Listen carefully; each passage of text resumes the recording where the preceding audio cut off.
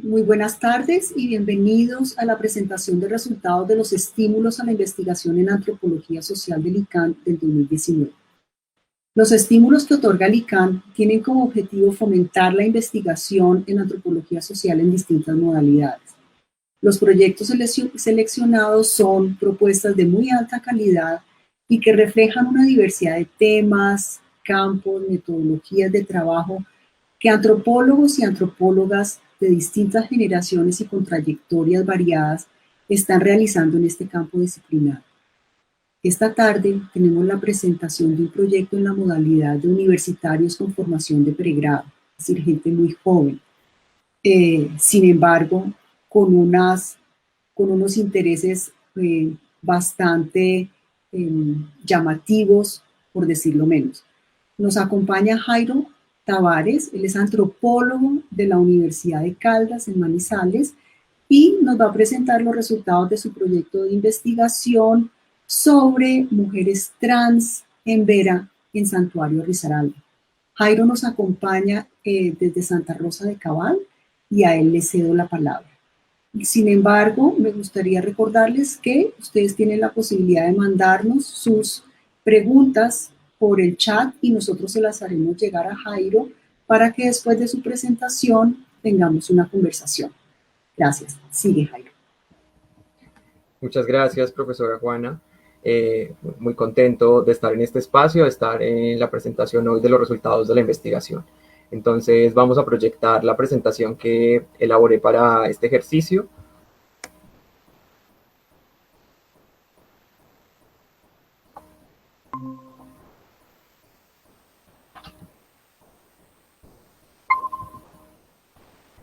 Bueno, mi trabajo de investigación se titula Volver así, de Huerapá a Traviesas, alegorías trans sobre mujeres indígenas en Vera, en Santuario Risaralda. Fue el trabajo de pregrado, mi tesis de pregrado, y fue asesorada por el profesor Sebastián Giraldo. La siguiente, por favor. Bueno, el problema y contexto de la investigación. Esta investigación se desarrolla en el municipio de Santuario Risaralda, al occidente del departamento, al noroccidente. Santuario es un municipio de tradición conservadora en términos políticos, digamos, uno puede rastrear a la fecha unos rasgos antioqueños muy marcados en la estética, en el diseño del pueblo, en el trazado de las calles, en la arquitectura, en tradición gastronómica, bueno, en un sinfín de elementos se encuentra uno una herencia antioqueña muy marcada, muy permeada en múltiples escenarios. Es un municipio que se dedica en su mayoría a la recolección de café, cafetero. Digamos, ahora también hay una apuesta muy interesante al turismo, pero en gran medida el municipio está orientado, su vocación económica es la producción de café. Por lo cual hay grandes extensiones de terreno cultivadas en café y hay fincas cafeteras muy grandes, ¿cierto? Extensiones de un solo dueño, grandes monocultivos de café. Y es en ese contexto cafetero de la finca en donde se encuentra la población con la cual yo decidí hacer la investigación. Santuario desde hace unos 10 años aproximadamente es un municipio receptor de población indígena que llega al municipio a ser mano de obra en la recolección de café. Después de diversos conflictos que presenta esta zona del país y que se dieron desplazamientos de la mano de obra de los campesinos desde el 2005, bueno, como inicios del 2000, esa escasez de mano de obra barata se suple de alguna manera con la presencia de población indígena en el municipio. Y en esa población indígena se encuentran mujeres indígenas que han llegado de municipios del mismo departamento como Mistrato y Pueblo Rico, pero también de otros municipios como Bagadó, Ismina, Tadó, bueno, como toda esa ruta de comunicación entre Chocó y Risaralda. También en una característica muy importante, esto es un elemento central en la ubicación de Santuario, y es que las indígenas han decidido estar en Santuario, quedarse en Santuario y trabajar en Santuario y, digamos, organizar este proceso colectivo en el que están. En ese territorio específicamente, por las implicaciones que ha tenido el Cerro Tatamá en el Parque Nacional Natural Tatamá para la cosmogonía de los Embera, ¿sí? Entonces, ellas están como por la parte de abajo del Cerro Tatamá, mientras que las otras comunidades están en la parte como por encima, bordeándolo. Si uno hace un recorrido, pues si uno pudiera bordear el Cerro Tatamá, uno se encuentra que en todos los piedemontes se encuentran comunidades embera, tanto en Chocó, el norte del valle, como en Risaralda. Entonces ahí hay una relación muy importante en la construcción también de la identidad y de la colectividad en términos de comunidad, que hace que las indígenas se queden en santuario y no se vayan a otros municipios en otros departamentos. Entonces, el problema de investigación nace llegó a él o me interesó en él, primero porque hay, digamos, toda una ausencia en términos académicos investigativos sobre lo trans en contextos étnicos, sobre las implicaciones de lo trans en contextos étnicos específicamente. Uno podría incluso plantear que los estudios más cercanos se encuentran en México con las mushes, pero también habría que tener en cuenta que las connotaciones de lo étnico en México son muy diferentes a las connotaciones de lo étnico en Colombia. Por lo tanto, pues hay unos matices allí que no se pueden perder de vista y que también traza una distancia entre cómo se ha abordado la cuestión en México y cómo se aborda o cómo la abordé yo específicamente con las indígenas. Además del trabajo con las mushes, pues que hay diferentes autores que lo han abordado, Lucas Avendaño, que incluso hace parte de la misma comunidad Mushe en 2016, Flores Z en 2014, Flores Martos en 2010. Bueno, y hay un trabajo académico sobre las Mushes, pero además de esto, lo que uno podría encontrar en términos investigativos es tal vez un desarrollo no muy grande, muy incipiente, de prácticas homoeróticas dentro de comunidades indígenas y un poco también ese interés por comprender esas prácticas homoeróticas desde una perspectiva muy mestiza, ¿cierto? El marco de comprensión sigue siendo el desarrollo académico de los estudios de género, sin tal vez problematizar esas ontologías en lo étnico, el occidental, sin problematizar esas limitaciones conceptuales de la teoría, y bueno, digamos que ese ha sido un poco el desarrollo en términos investigativos, lo cual me parecía que era un campo totalmente vacío. Entonces ahí me aventuro un poco a querer entender estos procesos de lo trans, estas representaciones de lo trans, o lo trans mismo desde la mirada indígena, ¿cierto? Desde esa concepción étnica en vera de lo que estaban haciendo estas mujeres, pero digamos ese interés había que cruzarlo con la situación real que vivían las indígenas en santuario o que siguen viviendo a la fecha, y eran unos procesos de desplazamiento, algunos desplazamientos a causa de la violencia en sus comunidades, específicamente las que son desplazadas del Chocó, pero también conflictos internos en las comunidades, ¿cierto? Habían gobernadores de ciertos resguardos que no estaban de acuerdo con el proceso que las indígenas estaban llevando, entonces se da una ruptura allí y hay desplazamientos, pero también encontramos unos desplazamientos, digamos, que no estaban infundados por ningún hecho victimizante de ningún tipo, simplemente las indígenas se desplazaron por buscar otras posibilidades laborales y llegan a santuario. Y se insertan en un contexto de trabajo en las fincas, pero es un contexto de explotación y precarización laboral, porque estas mujeres no hablan español, igual que los otros indígenas que llegan al municipio. Entonces, pues ahí hay unas dinámicas de poder en últimas, en donde quien más se beneficia es el dueño de la finca, el patrón de la finca, y ellas empiezan pues a vivir en santuario en medio de estas dinámicas, a darse cuenta de que están siendo explotadas, de que se están ganando muy poco, de que hay pues allí como un problema y una tensión, pero sus posibilidades de llevar estos otros escenarios son ninguna, ¿cierto? Entonces esa era una cosa que estaba allí, de la que no se hablaba, que quizás incluso podría ser un poco evidente, pero que socialmente en el municipio no era como un tema relevante.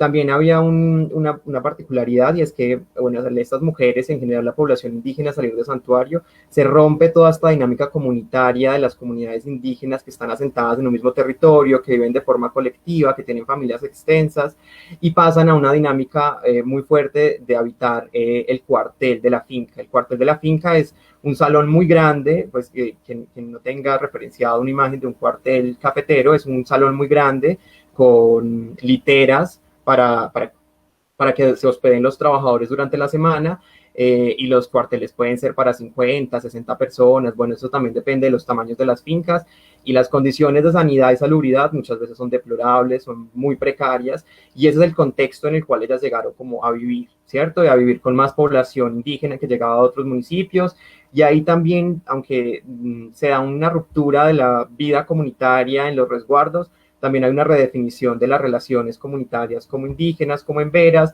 sobre todo las relaciones de parentesco, porque como los embera viven en familias extensas, casi que llegar a estos cuarteles implica redefinir ese parentesco y conformar otras familias grandes, numerosas, para suplir de alguna manera también esa ausencia de las formas cotidianas de vivir en los resguardos.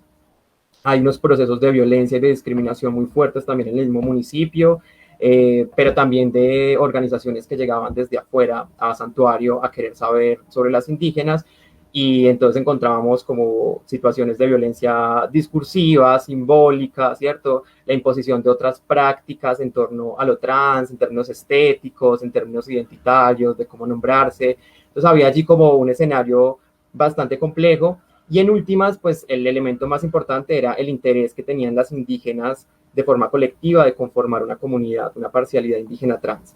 Entonces, a partir de este contexto, yo me pregunto por las formas como se representan y se autorrepresentan las indígenas, y en últimas lo trans en el contexto étnico de Santuario de mujeres indígenas trans en Vera Chamí y en Vera Catío. Y a partir de esa problematización de esta situación, entonces yo me planteo el siguiente objetivo. La siguiente, por favor. El objetivo de la investigación es comprender los procesos de representación y autorrepresentación de las indígenas en Vera Chamí y Catío en el municipio de Santuario Risaralda con relación a la construcción local del género y la sexualidad. Bueno, ya vamos a ver este objetivo cómo se desarrolla, hacia dónde apunta, también un poco las transformaciones que va teniendo a nivel que pues, se van encontrando hallazgos, sobre todo en la forma de nombrar, ¿sí? Pero bueno, ya es parte como de los resultados que vamos a ver adelante. La siguiente, por favor. Bueno, ahora la metodología. Esta investigación tiene un enfoque cualitativo. Propuse, a partir de la revisión bibliográfica, de muchos elementos que convergían en esto que les acabo de exponer, se me cruzó Rosy Braidotti en el camino, y entonces construí el método a partir de el desarrollo teórico de Braidotti en el libro Las Transposiciones, justamente utilizando el concepto de transposición para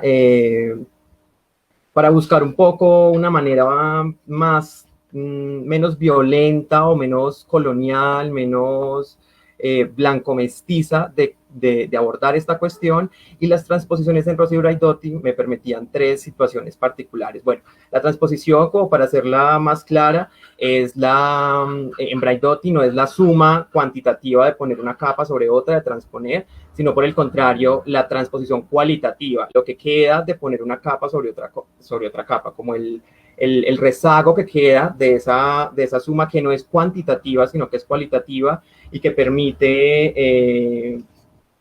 permite además como una cierta movilidad entre los discursos, que permite complejizar también esa transposición en términos del contenido, que permite además una conexión entre el texto y la realidad, ¿sí? Y que sobre todo evitaba reducir el proceso de las indígenas, digamos, a una suma de capas, ¿cierto? Entonces no era género, raza, clase, ruralidad y ya está, sino el resultado de ir anteponiendo una categoría sobre otra categoría, ¿cierto? Ese método de transponer y de ver los intersticios entre las transposiciones era lo que me interesaba, y por eso el método de Braidotti o las transposiciones de Braidotti fueron fundamentales, porque además las articulé con un modelo metodológico que es extrapolado de la historia, que es este modelo de, bueno, en español no tenemos estos conceptos, pero en inglés está la división History and Story, ¿cierto?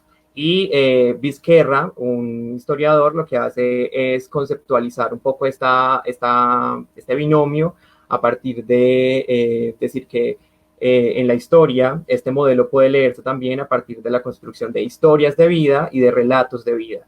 Y un poco lo que buscaba con la reducción de esa escala o la complejización incluso de ese binomio era poder, por un lado, hacer el ejercicio de la transposición. Entonces, por un lado teníamos la historia de vida, que es la que se construye a partir de fuentes, además que es un poco la homóloga a la historia como disciplina, como ciencia, entonces la construcción de historias de vida a partir de la información que yo recolectaba en campo, pero también la información que ya estaba, como los medios de comunicación, bueno, información que ya había allí, diferentes fuentes, entrevistas que se les habían hecho a gobernadores indígenas, bueno, un material que ya estaba allí, y se construyó una historia de vida a partir de fuentes, de contrastar información, y digamos de alguna manera sería como la historia oficial, ¿cierto? La historia de vida oficial, pero por otro lado está el relato de vida, que también me permitía un ejercicio mucho más interesante y era reducir la escala de observación.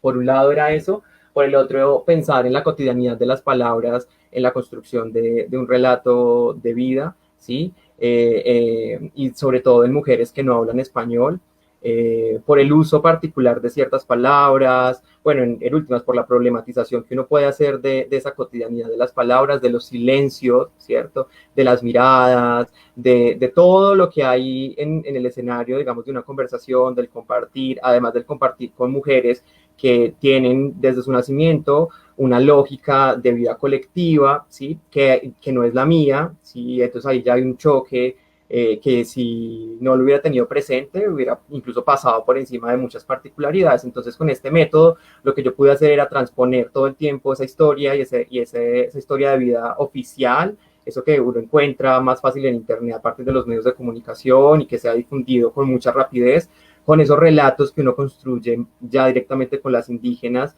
sin necesidad de estarlo contrastando directamente con las fuentes. Y en el medio de esas transposiciones, pues también había un ejercicio etnográfico muy interesante, y era ver cómo cambian los relatos de esa historia de vida oficial y esos relatos de vida que pues que se cuentan más en lo íntimo, ¿cierto? Cuando hay unas relaciones de por medio, cuando se construye amistad, cuando hay otro tipo de vínculos entre ellas mismas, cuando se exploran otras formas de comunicación más allá de la escrita o la verbal, como por ejemplo, no sé, el dibujo, los emberas son muy buenos dibujando, la danza, el tejido, ahí empiezan a aparecer otros elementos que es un poco donde orienta esta reducción de la escala de observación y que permiten hacer esos contrastes, esas transposiciones y ahondar sobre todo en esos intersticios que empiezan a evidenciarse.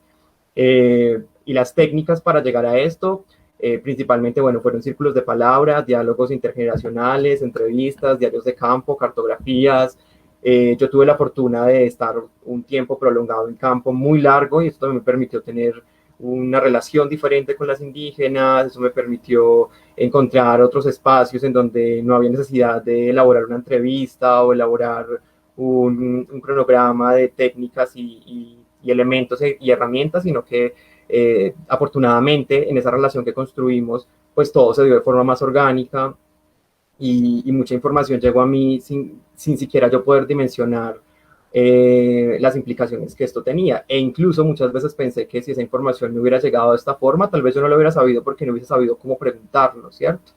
Y tenía que ver con ese choque muchas veces cultural en el que yo me encontraba constantemente cuando conocía cada vez más de las indígenas. La siguiente, por favor. Quizás ahorita ya con esto de las categorías y los conceptos pueda ser un poco más claro lo que estoy queriendo abordar, que será sin duda mucho más claro cuando ya estemos en los resultados, pero entonces aquí lo que yo realicé fue la problematización también de ese marco teórico que tenía inicialmente para abordar estas cuestiones de lo trans, y es que por un lado, bueno, hay unos conceptos EMIC y hay unos conceptos, digamos, ETIC que llegan de la teoría, y estos EMIC que fueron los que emergieron mientras estaba haciendo la investigación. Estos EMIC los voy a abordar después de estos tres conceptos centrales del trabajo, y bueno, por un lado, el concepto de disidencia sexual. A partir de la problematización que yo había hecho de este contexto, de los choques culturales que había identificado, de la necesidad de pensar pues desde otros lugares, porque mi interés era comprender esas representaciones, me exigía un reto y era tomar distancia del marco teórico sobre los estudios de género, los estudios trans, que ya tenía a la mano y que era como mi primer referente cuando pensé en esta investigación. ¿Por qué? Porque me estaba dando cuenta, a partir de mi experiencia, que las formas, como yo veía trans, o como yo estaba acostumbrado a ver lo trans, los dispositivos que en otros espacios me habían dicho qué era lo trans y cómo era lo trans, pues se quedaban cortos a la realidad en la cual yo estaba porque no eran homologables, ¿cierto? No hablábamos de lo mismo. Las indígenas hicieron un tránsito a ser mujeres en vera, no a ser mujeres occidentales, paisas o mestizas, por lo tanto, pues estábamos hablando de dos procesos totalmente diferentes. Y en ese sentido me aventuré por la disidencia sexual desde la perspectiva de la teoría queer, porque me permitía varias cuestiones, ¿cierto? Por un lado, la disidencia sexual me tomaba distancia de la diversidad sexual, planteaba una distancia teórica y decía como, pues no, esto no es lo mismo que la diversidad sexual, no es lo mismo que lo LGBTI, no es lo mismo que esas categorías nominales que hemos construido, ¿cierto? Y así me evitaba yo también un poco imponer categorías occidentales sobre el fenómeno que estaba abordando, pero además me permitía superar ese proceso de colonización discursiva con la que las instituciones territoriales y entidades externas habían llegado a Santuario, a decirle a las indígenas, ustedes son indígenas, ustedes son trans, ¿cierto? Ustedes son mujeres transgénero, por ser mujeres transgénero, entonces tienen que pintarse las uñas, maquillarse, hormonizarse, operarse, ¿cierto? Pues todo el lugar común que nos han dicho muchos dispositivos sobre lo trans, y ahí había ya un proceso de colonización, incluso por los mismos medios de comunicación, en el cual yo no quería caer y del cual yo estaba queriendo tomar distancia, entonces la disidencia sexual me empezaba a permitir esas distancias. También me permitía como alejar la situación de ese intento de normalización en el que ha caído, bueno, el que se ve desde la diversidad sexual, con estas categorías tan rígidas, tan explícitas sobre lo que se es y lo que no se es, ¿cierto? Lo que debería ser una persona trans, una mujer trans, un hombre gay, bueno, como que la posibilidad de leerlo como una disidencia era la posibilidad de fugarme de ese intento normalizador de la sexualidad y de las categorías sexuales que hemos construido occidentalmente, académicamente, bueno, desde un lente mestizo. Y también me permitía pensar la disidencia sexual no solamente como un proceso que se agota en lo sexual per se, ¿cierto? Como ese tema de lo trans no era algo como que yo pudiera pensar solo como relacionado al género y la sexualidad, sino que por el contrario era un escenario que se expandía en lo político. Porque por un lado las indígenas estaban con una reivindicación constante todo el tiempo y era el que ellas eran personas y el que ellas también eran indígenas y todo el tiempo en sus intervenciones en diferentes espacios, ellas no estaban denunciando el que no la reconocían como una mujer, sino que no la reconocían como en vera, ¿cierto? No la reconocían como persona.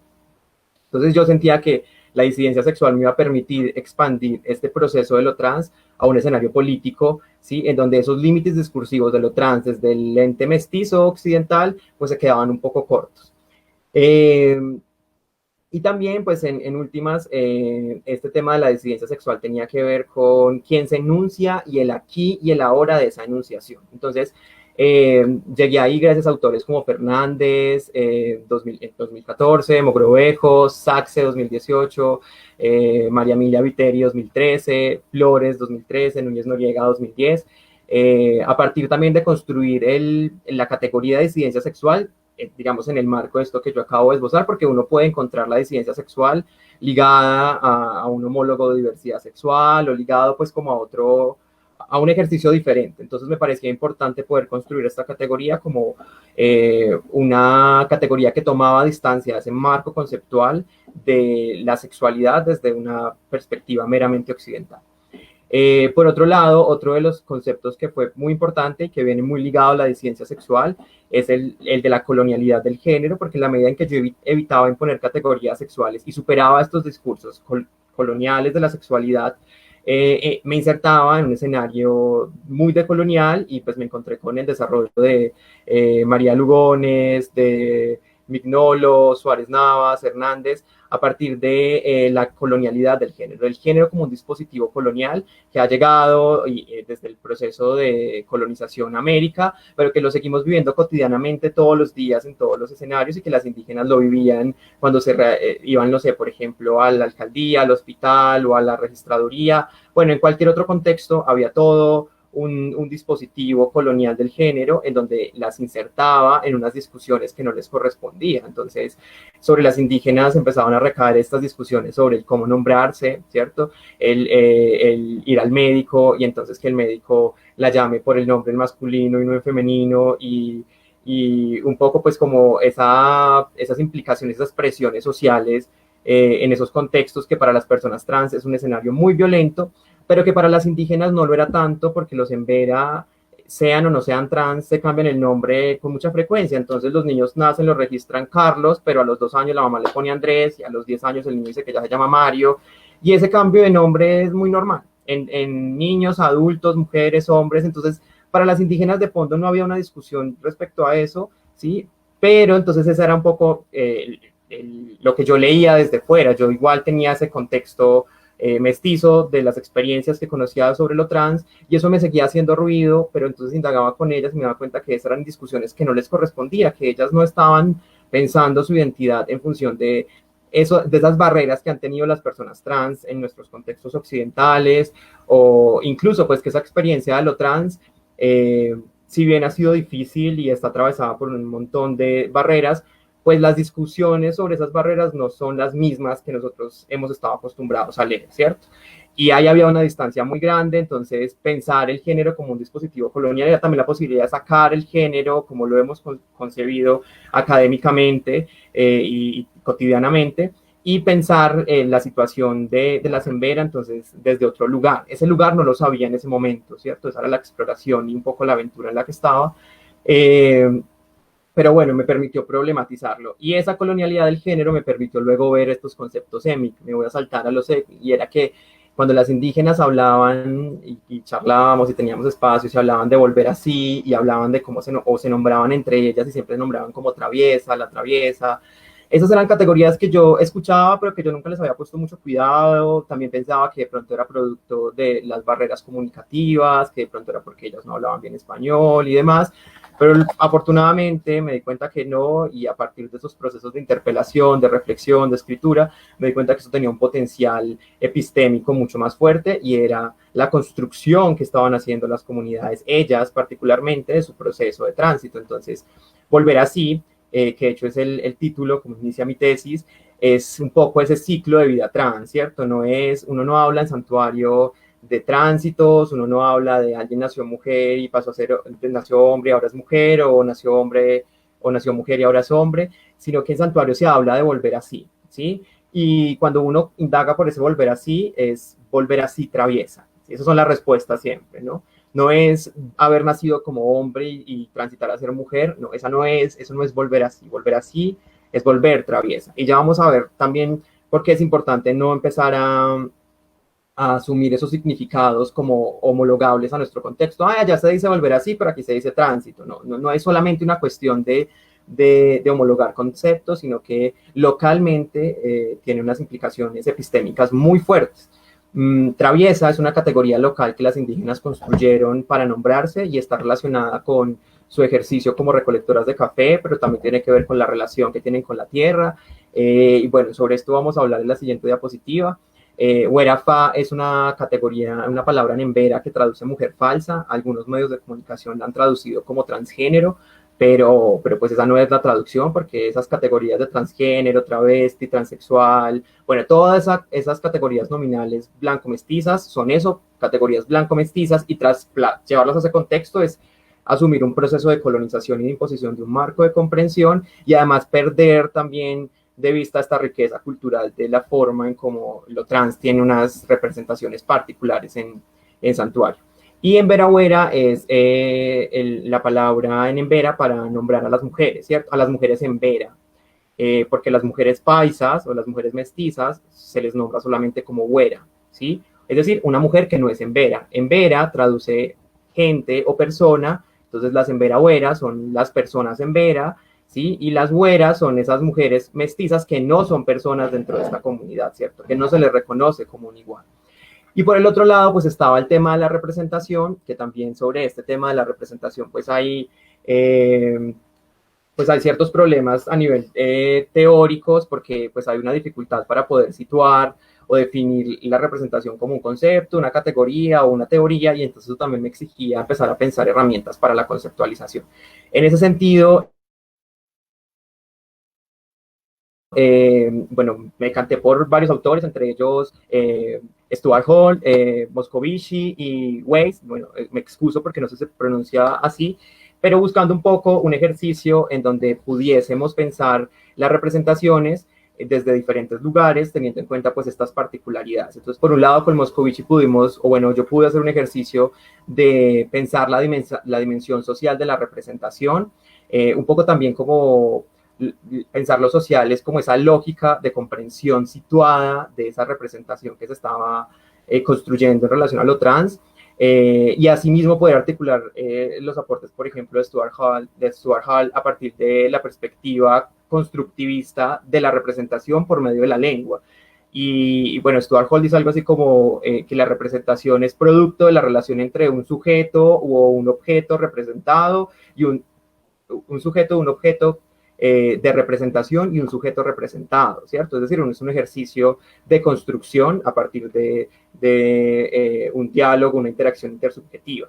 Y unas perspectivas un poco más contemporáneas hablan de las representaciones como, o la construcción de representaciones a partir de una forma relacional. Es decir, una representación es el resultado o supone siempre como resultado la existencia de otras categorías y de otros sujetos y de la relación entre esas categorías con estas nuevas y de esos sujetos con estas categorías y bueno, un poco esa construcción relacional de las representaciones, que era es lo que sucedió en Santuario y bueno, lo vamos a ver a continuación con los resultados. La siguiente, por favor.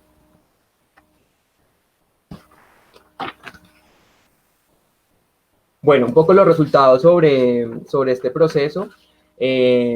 Los englobé en tres momentos, pero pues la investigación están mucho más desarrollados, son mucho más claros. Y es que por un lado estaba todo el ejercicio de lo trans en contextos étnicos, es decir, el primer resultado con el que yo me encuentro es que no estamos hablando de lo mismo y que exige una mirada particular y que exige un ejercicio teórico mucho más riguroso de construirlo desde la decolonialidad, desde la posibilidad de legitimar el ejercicio de construcción de conocimiento de las comunidades, de construcción de procesos colectivos, de construcción de identidad, de legitimar pues esos procesos, también un poco de acercarme a la teoría queer y utilizarla pues como una herramienta teórica para construir la disidencia sexual, como lo expuse antes.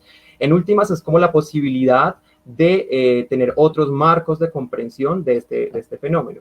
¿Por qué? Porque las traviesas inicialmente construyen su identidad con esta categoría nominal que está relacionada con el café. El café, la producción de café se da en dos momentos del año. A inicios de año se da la primera cosecha, a finales de año se da la última cosecha, y dependiendo de muchos factores climáticos, medioambientales, el tipo de café, el tipo de suelo, bueno, dependiendo de múltiples factores, es posible que haya una tercera cosecha en esas dos grandes cosechas. Esa tercera cosecha de café se llama la traviesa de café. Y esa traviesa de café usualmente se da en mitad de año. Ese mitad de año también es como la temporada más difícil para los campesinos, bueno, para los cafeteros, pues porque no hay cosecha de café, pues a menos de que se dé la traviesa, pero la traviesa es una cosecha mucho más pequeña. Como no había oferta laboral por ese tiempo, casi nunca había mano de obra para asumir la recolección de la traviesa. Y en el ejercicio de investigación lo que encontrábamos era que las chicas que están ahora, se reconocían como traviesas, pero parte de ese reconocimiento era por la herencia de otras mujeres que ya habían estado antes, que se llamaban traviesas, ¿cierto? Es decir, mujeres mayores a ellas, lo que también sugiere que ya el tema de las indígenas trans pues lleva muchísimo tiempo, solo que hasta ahora hay una eclosión por parte de los medios de comunicación sobre este tema, y los relacionan directamente con el tema del café. Las que cogían café eran las indígenas, las traviesas, las que estaban, y entonces empezó un ejercicio de nombrarlas como las traviesas, las de la traviesa, y ellas empezaban a nombrarse colectivamente como las traviesas, y también si uno lo mirara como en forma de analogía, como esta posibilidad de la traviesa cafetera, de anteponerse en la mitad, de salir por la mitad de dos extremos, como las dos grandes cosechas, también podría ser un poco esta posibilidad de ver a las indígenas anteponerse ante esas estructuras rígidas del género, hombre, mujer, y empezar a construir su identidad a partir de otros elementos, también anteponiéndose a esa ruptura de atravesarse y de leerse metafóricamente en relación al café, pero en general yo lo extendería igual como a la relación con el territorio, ¿no? Con su oficio como recolectoras, pero también con su herencia indígena en Vera en particular.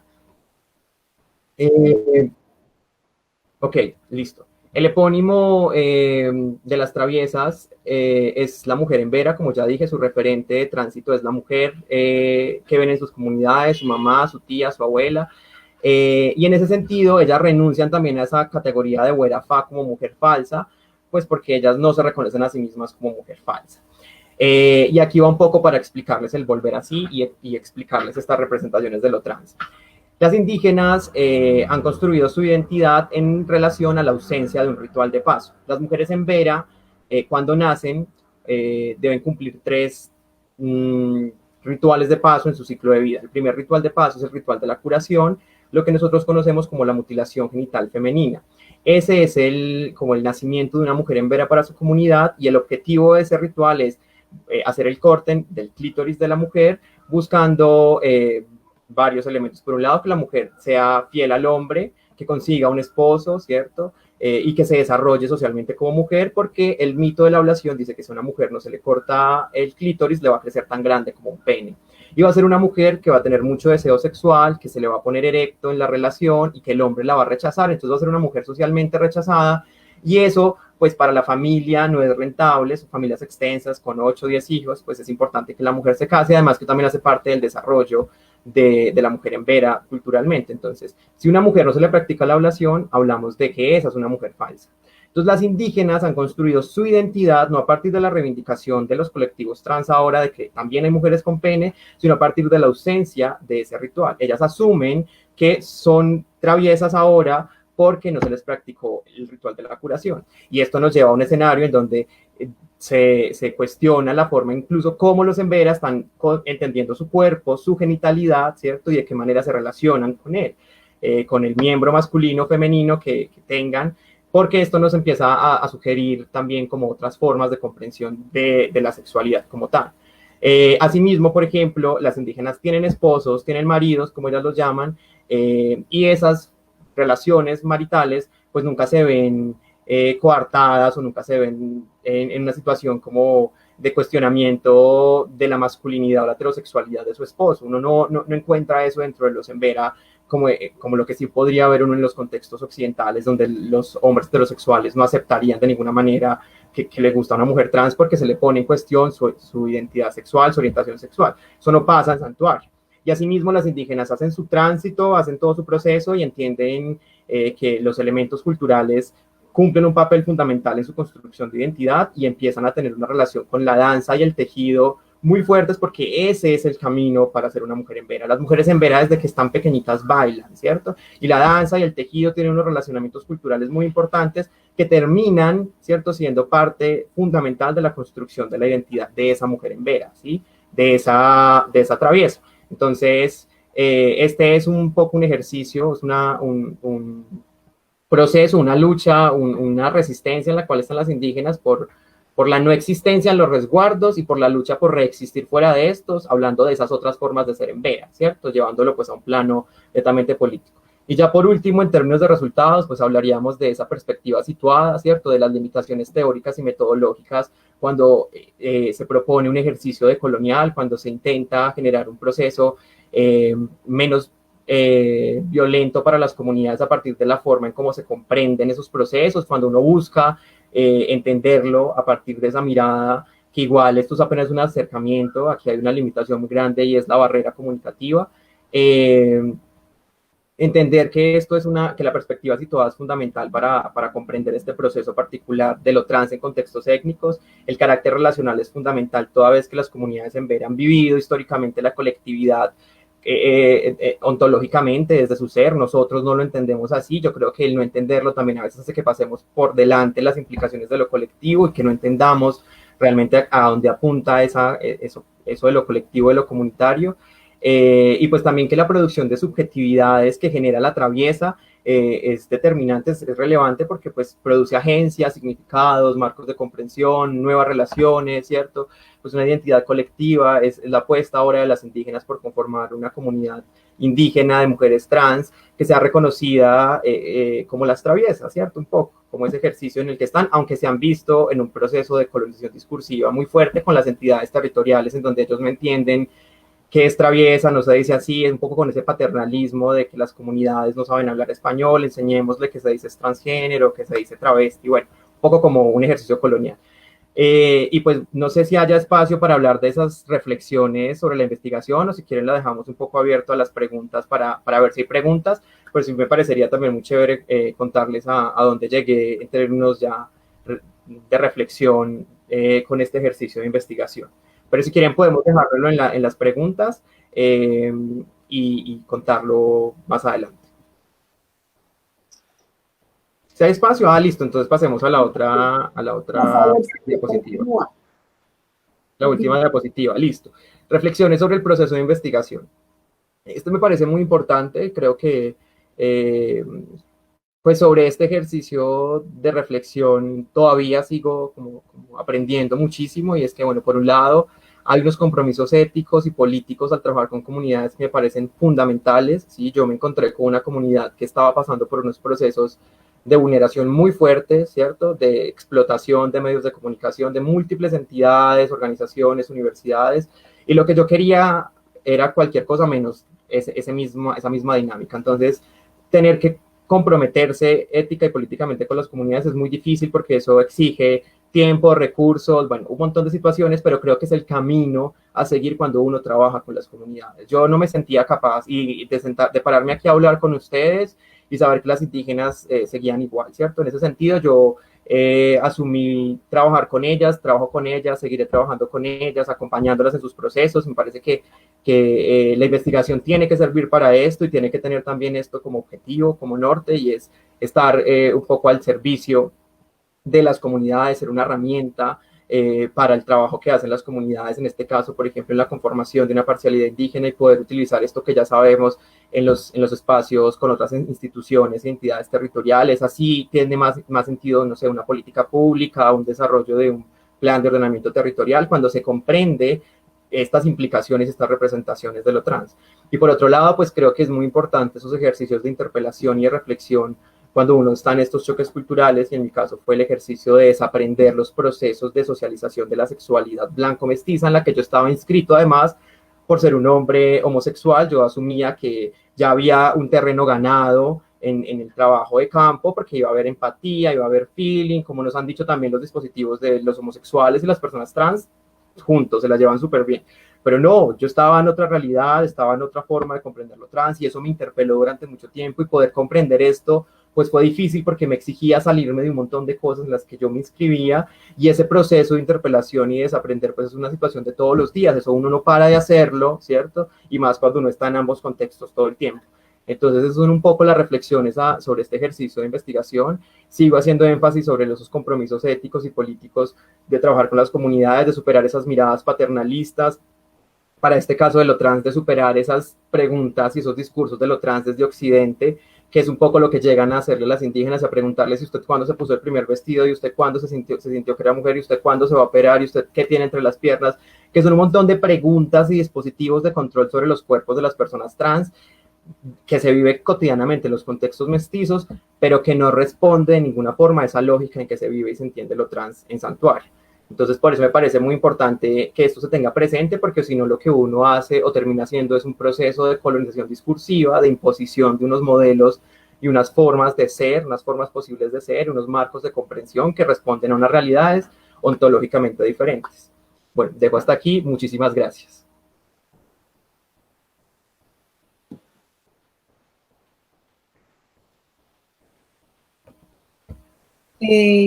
Bueno, Jairo, yo te quiero agradecer por esta presentación, no solamente tremendamente interesante, sino muy claramente articulada en términos de lo conceptual. Me parece que es una reflexión conceptual profunda, muy recursiva también, y creo que también esta otra dimensión de lo empírico, ¿no? De hacer un trabajo sustentado en, digamos, en la búsqueda, en las prácticas, con la gente, ¿no? No solamente en un campo teórico abstracto, sino acompañando a comunidades, y esto atravesado por tu propia reflexión en tu condición de antropólogo comprometido, con una identidad sexual particular. Entonces creo que ahí hay una densidad muy importante en este proceso de investigación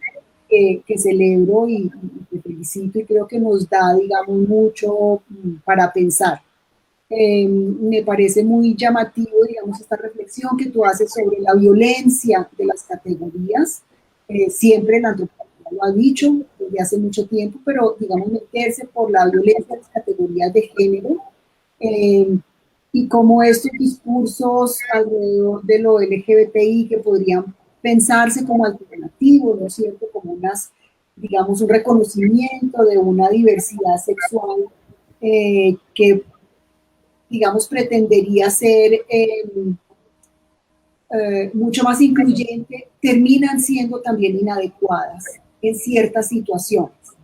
Entonces, a mí me gustaría preguntarte también por tu experiencia de campo. Creo que la posibilidad de los diálogos que tuviste, ¿cómo fue esa experiencia para abordar temas en los que las palabras, los conceptos, las trayectorias son tan distintas?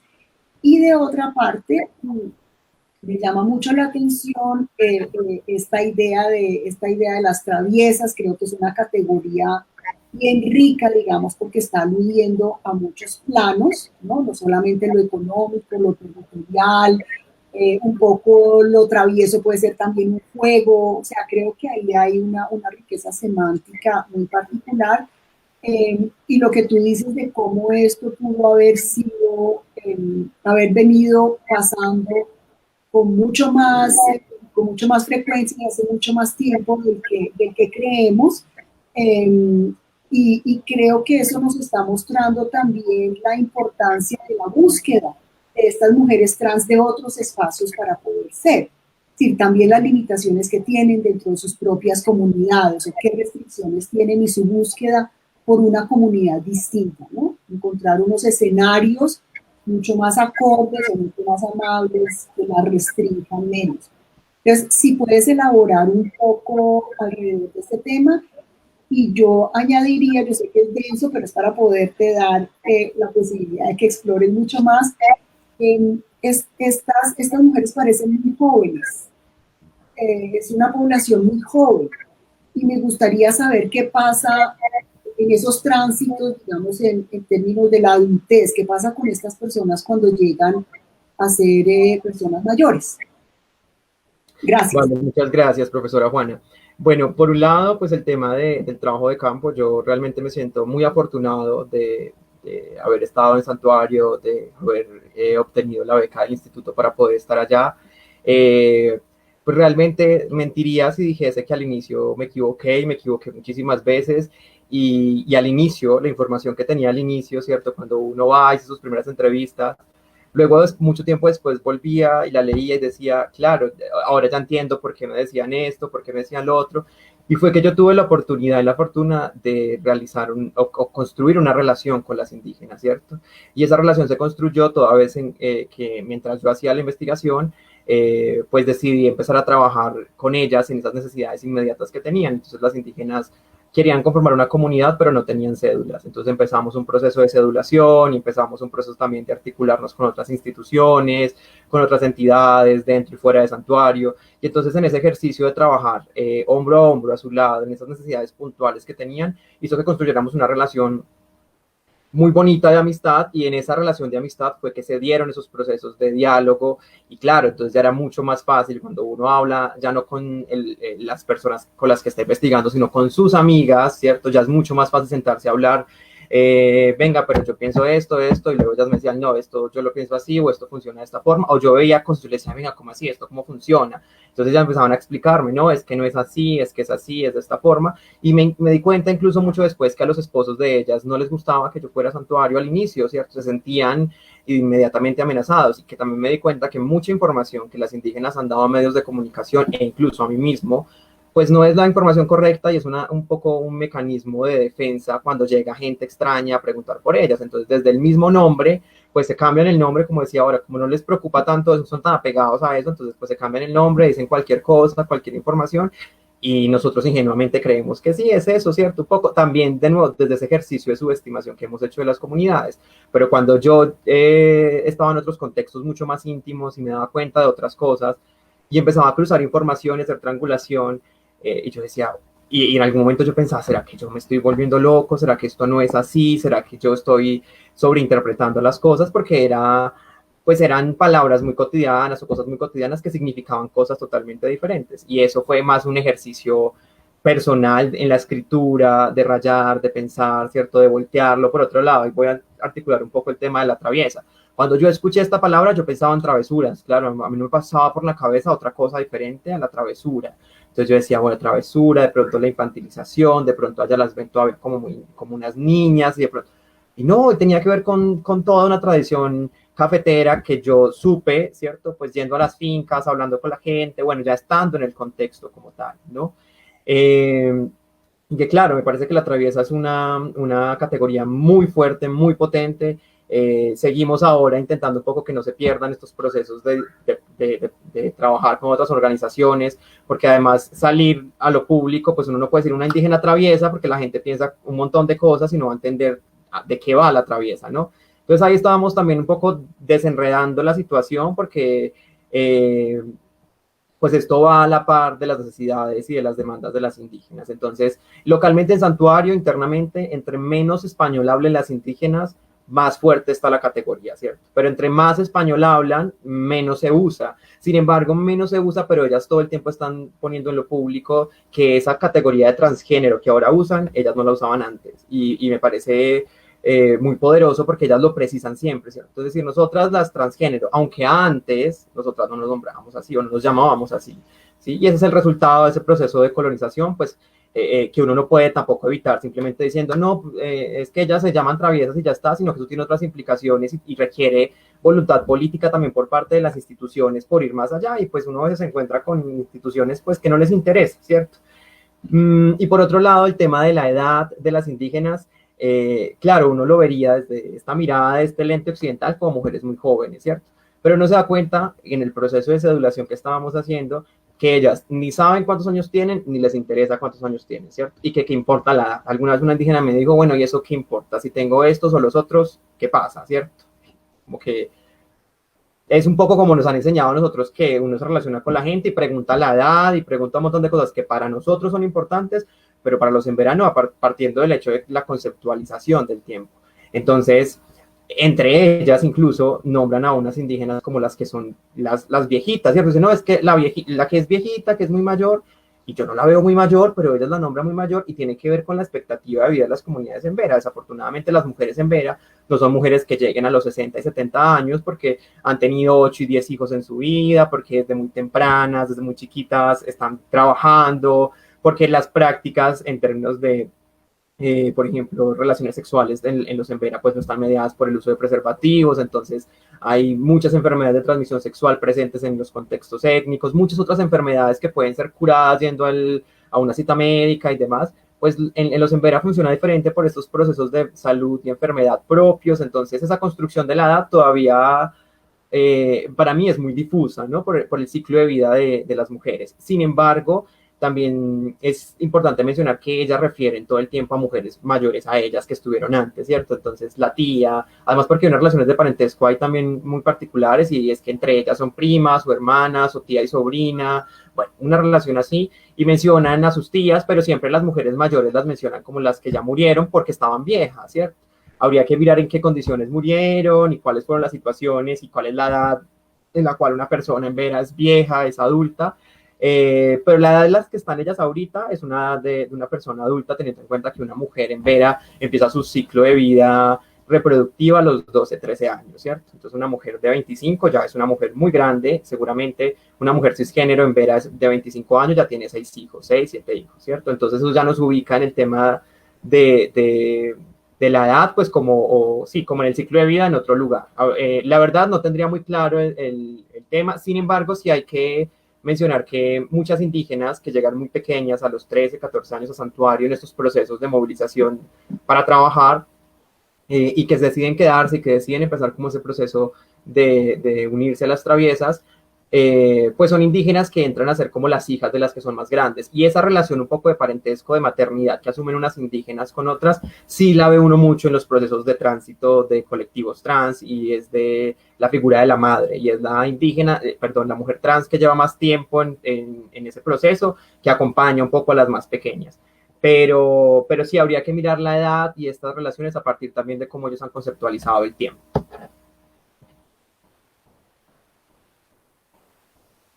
Ok, Jairo, muchas gracias. Y mira, ha sido un éxito, tenemos un montón de preguntas y se nos fue el tiempo. Entonces, estamos viendo aquí a ver cómo resolvemos este impasse, y creo que lo que vamos a proponer es que voy a leer las preguntas.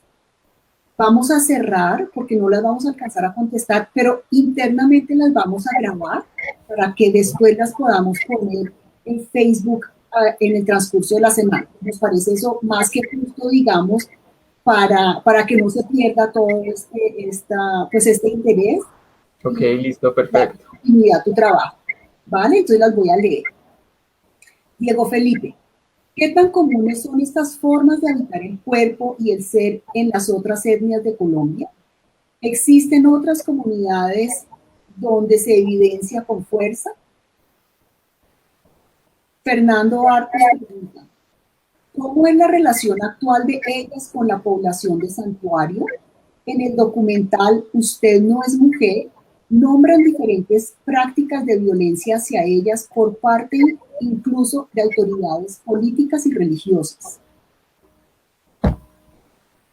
April Otero dice, buenas tardes. Como socióloga trans, me surgen varias dudas metodológicas cuando veo a personas cisgénero investigando sobre el fenómeno de lo trans y en general de la ruptura con la correspondencia del sistema género sexual. En este sentido, y retomando tu propia orientación sexual como hombre gay, ¿cómo fueron los esquemas relacionales con las mujeres indígenas traviesas? ¿Cómo te asumieron o cómo te asumen? ¿En algún momento como investigador les hablaste desde tus experiencias situadas en el espectro del género y la sexualidad como hombre gay?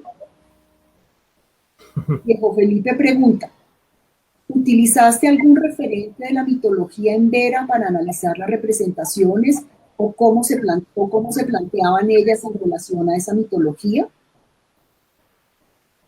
Cristian Chacón, ¿qué efectos podría tener estos hallazgos en la construcción de las políticas en materia de disidencia sexual dentro de las distintas ciudades?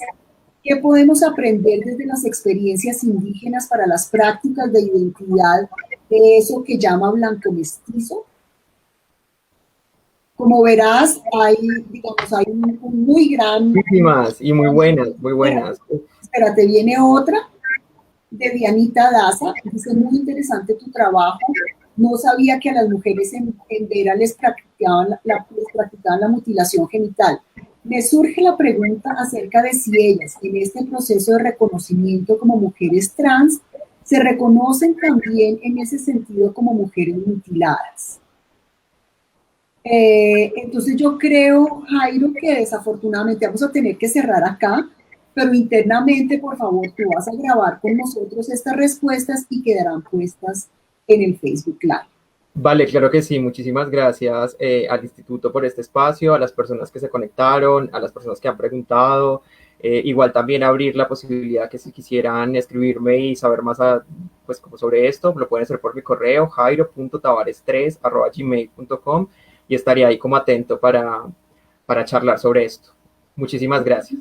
No, y también, digamos, lo que hemos hecho en otras circunstancias es si hay materiales que tú quieras compartir o, digamos, recursos audiovisuales o cosas así, que la gente pueda consultar porque queda interesada a partir de esta charla.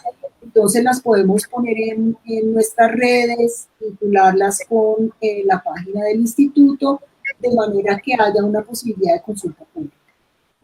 Vale, listo. Muchísimas gracias. Te doy pues las gracias, te felicito por tu trabajo, realmente muy interesante y muy estimulante, y creo que así lo refleja el interés, ¿no? En las preguntas, entonces las haremos y, y quedarán en nuestra página de Facebook. Y además, bueno, agradecer a todo el público que se conectó por su interés y su apoyo, y hasta muy pronto. Gracias. Diego Felipe pregunta si hay presencia o si hay documentada presencia de población indígena trans en otras comunidades y cuál es el impacto de esa organización, y asimismo pregunta si hice uso de la mitología en Vera para identificar relaciones de lo trans o construcción de la identidad de las indígenas en relación a la mitología en Vera. Y bueno, por un lado es que sí hay presencia de población indígena trans en comunidades indígenas en Colombia, en otros departamentos, como en el caso de Antioquia, donde hay presencia de comunidades en Vera. Es posible encontrar en Dabeiba, en Andes, en Jardín, Antioquia, a población indígena trans que incluso está intentando organizarse colectivamente. Ahora, el caso de Santuario tiene que ver puntualmente con la explotación masiva que han hecho los medios de comunicación sobre la imagen de las indígenas y sobre también un poco el discurso que se ha difundido sobre el ejercicio que ellas han realizado. Entonces creo que la no presencia de medios de comunicación en otras comunidades indígenas es lo que ha permitido que, pues, que no se visibilice, entre comillas, esa visibilización con tanta fuerza, ese proceso, pero que les ha permitido también protegerse internamente de las repercusiones que han traído los medios de comunicación al proceso organizativo para el caso de Santuario, ¿cierto? Y son todo un repertorio de procesos de estigmatización, de espectacularización, de morbo, de amarillismo, que son muy nocivos para el ejercicio que ellas realizan y para la construcción de su identidad, y además porque es la apertura a una serie de discusiones y una serie de preguntas sobre lo trans que a ellas no les compete y en el cual se están viendo insertas y pues afectadas también en gran medida porque no comprenden muchas de estas otras discusiones que el activismo trans mestizo pues ha posicionado como en lo público. Y respecto a la mitología de los emberas, sí utilicé un referente, utilicé este libro de Héctor Castrillón Cabies, donde están las memorias de líder y Jaibaná Clemente Nengarabe, un líder embera de Mistrató, si no estoy mal. Y es interesante encontrar cómo en la cosmogonía de los embera, en muchos de los mitos que tienen, hay toda una construcción antropomorfa de los jais, de las deidades, y cómo se evidencia el paso o el cambio de un cuerpo a otro cuando esa deidad se presenta o se hace presente dentro de la comunidad, y se puede leer ahí unos procesos, no sé si de tránsitos directamente, pero sí al menos de moverse entre lo que estéticamente hemos construido como un hombre, una mujer, un animal, un humano, ¿sí? Un poco pues como estos movimientos sobre el cómo presentársele a la comunidad. Fernando Arcos pregunta por la relación de las indígenas con la población de Santuario, y también pregunta o hace un comentario desde el documental Usted no es mujer, nombra diferentes prácticas de violencia hacia ellas por parte incluso de autoridades políticas y religiosas. Claro, ese documental pues yo tengo una serie de reparos al respecto, iniciando con el nombre. Creo que se tomó muchas atribuciones del director, incluso al poner en cuestión la identidad de las indígenas, nombrando su documental Usted no es mujer, que de hecho es una frase que dice un cura, un cura que le entrevista. Entonces pues esas autoridades religiosas a las que apela tienen un sesgo ideológico, pues no solo en Santuario, sino que han sido incluso instituciones que durante muchísimo tiempo se han dedicado a atacar a la población trans, a perseguir a la población diversa. Entonces pues ¿qué podemos esperar de allí si no es esto, cierto? Y la relación con la población del municipio, con la población santuareña, pues es una relación positiva, no podría decirlo en un primer momento. Sin embargo, habría que tensionar esa relación y problematizarla porque pues no está, del todo no es tan buena, toda vez que las indígenas llevan un montón de tiempo sin documentos de identidad, sin acceso a salud, en un proceso de explotación laboral, bueno, unas dinámicas allí bien complejas. Por otro lado, April Otero pregunta, como socióloga trans me surgen varias dudas metodológicas cuando veo a personas cisgénero investigando sobre el fenómeno de lo trans y en general de la ruptura con la correspondencia del sistema género sexual. En ese sentido, y retomando tu propia orientación sexual como hombre gay, ¿cómo fueron los esquemas relacionales con las mujeres indígenas traviesas? ¿Cómo te asumieron, asumen? ¿En algún momento como investigador les hablaste desde tus experiencias situadas en el espectro del género y la sexualidad como un hombre gay? Sí, esa es una pregunta que me pone a pensar mucho porque durante la investigación tuve todos estos cuestionamientos sobre mi experiencia como un hombre cisgénero y las limitaciones que eso imprimía al ejercicio de investigación, al ejercicio de comprensión. En muchos momentos habían barreras de todo tipo porque para mí era una experiencia muy nueva vivir al lado de estas mujeres y vivir la vida al ritmo en cómo ellas las estaban viviendo. Entonces me empecé a dar cuenta de un montón de situaciones cotidianas que viven las personas trans que yo no vivía y en ese sentido el no vivirlas pues también hace que la experiencia que tengo frente a ellas sea otra y eso empezó pues a generar a mostrar un escenario en donde yo debía reconocer esas limitaciones, ¿cierto? Y en la investigación intento hacer un ejercicio de reflexión cercano a esto, pero sí también les conté, claro, hicimos un ejercicio de relación, de construcción de amistad, les conté sobre mi vida, les conté sobre mi orientación sexual, les conté sobre cómo era ser un hombre gay en santuario, y a partir de esa relación yo creo que también construimos vínculos mucho más fuertes, ¿sí? Sin embargo, reconozco que al inicio la forma en como ellas me veían, e incluso como sus esposos me veían, era como una amenaza porque pues me veían como o un hombre heterosexual, ¿sí? Nada de lo que yo había construido estéticamente, sobre todo como femenino y un poco como un hombre afeminado, pues jugaba un papel central allí en Santuario. Entonces, creo que sí es un tema sobre el que es importante preguntarse cuando uno trabaja e investiga sobre el tema de lo trans, sobre el fenómeno de lo trans, y uno es una persona cisgénero, ¿cierto? Las últimas dos preguntas son de Cristian Chacón. Pregunta qué efectos podrían tener estos hallazgos en la construcción de políticas en materia de disidencia sexual dentro de las distintas ciudades, qué podemos aprender desde las experiencias indígenas para las prácticas de identidad de eso que se llama blanco mestizo. Y Dianita Daza pregunta, no sabía que las mujeres en Vera les practicaban la mutilación genital, me surge la pregunta acerca de si ellas en este proceso de reconocimiento como mujeres trans se reconocen también en ese sentido como mujeres mutiladas. Voy a empezar por la última pregunta. Lo primero es que ese concepto de mujeres mutiladas también es un concepto muy externo a la comunidad, incluso a las mujeres indígenas cisgénero. La forma en cómo ellas entienden ese ritual nada tiene que ver con un proceso de mutilación, por lo tanto ese juicio de valor respecto a esa práctica cultural pues entra en tensión porque son dos formas, dos lugares diferentes de comprender el fenómeno y en la mirada o la versión indígena pues es una implicación cultural muy grande para la identidad de las mujeres, entonces esa connotación no existe allí, por lo tanto las indígenas tampoco tienen una construcción en relación a este proceso muy fuerte. Ellas pues sí, claramente hablan de esto, me lo preguntaban si era posible hacerlo ya estando grandes, si era posible hacer el corte, y me decían sobre todo que en sus comunidades se lo hacían a todas, se los hacían cuando estaban pequeñas, ¿cierto? Y que a ellas no, ¿sí? Era un poco cuando hablábamos de esto al inicio, ellas me preguntaban si era posible que lo realizáramos en algún otro momento y pues tuvimos que abordar este tema con las implicaciones que tiene, pues si alguna quisiera hacerlo en su casa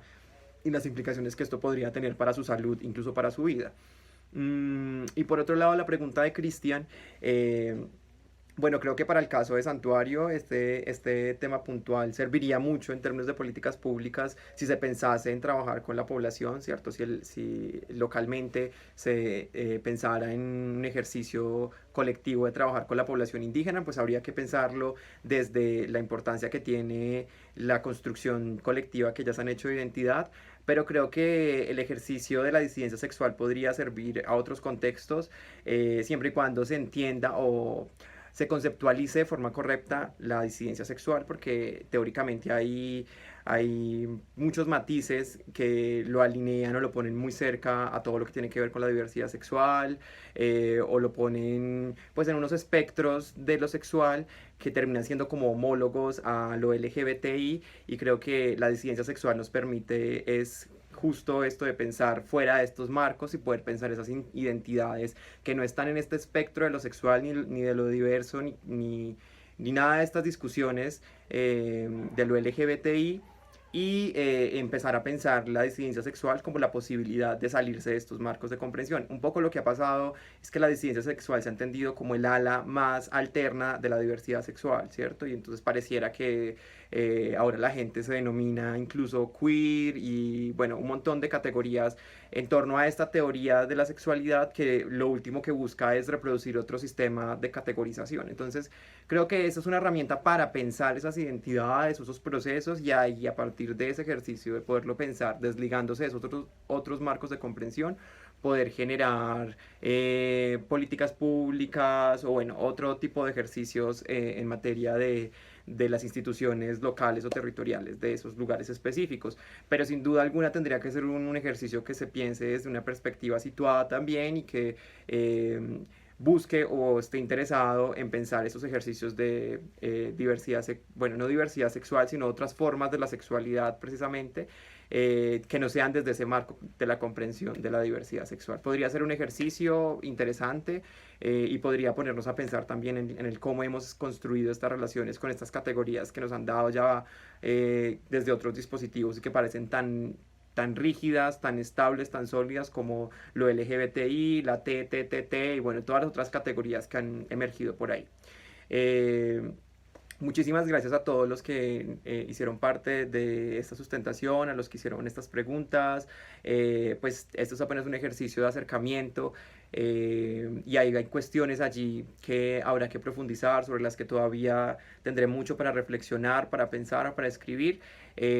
Bueno, pero espero que nos sigamos encontrando por ahí.